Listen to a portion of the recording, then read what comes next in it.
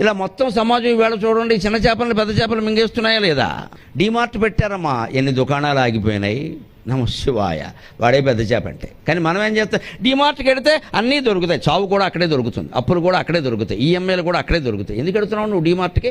కావాల్సింది ఏమిటి? చీపురు కట్టకి డీమార్ట్కి ఎడతావా? బుద్ధి ఉందా? మన ఇంటి ముందు నుంచే చీపుళ్ళు, ఆ చీపుడు వాడు చచ్చిపోవాలి అక్కడ.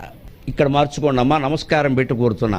పేదవాళ్ళ దగ్గర, చిల్లర వర్తకుల దగ్గర వస్తువులు కొనండి, పెద్ద దుకాణాలకి వెళ్ళకండి. ఇదే జ్ఞానం. ఎవరికి నచ్చదు, నాకు తెలుసు, ఎవరికి నచ్చదు. డీమార్ట్కి వెళ్ళి నాశనం అయిపోతేనే బాగుంటుంది. మన ఇంటి ముందు నుంచి రోజు తిరుగుతున్నారండి. నీకు బిస్కెట్లు కావాలి, డీమార్ట్కి వెళ్ళి బిస్కెట్లు కొంటావా? ఏదో బిస్కెట్లు అమ్మడానికి సామాన్యుడు లేడని సైకిల్ వేసుకొచ్చాడు అతను. ఎన్ని రకాలు తెస్తాడు? ఇంత పెద్ద డబ్బా ఉంటుంది, అన్ని రకాలు ఉంటాయి, చౌకగా వస్తాయి.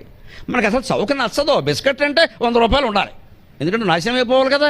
సగం తినాలి, సగం కుక్కకు పెట్టాలి, అప్పుడు అది కుక్క బిస్కెట్ అయింది. మనకి ప్రతిదీ ఖరీదు ఎక్కువ.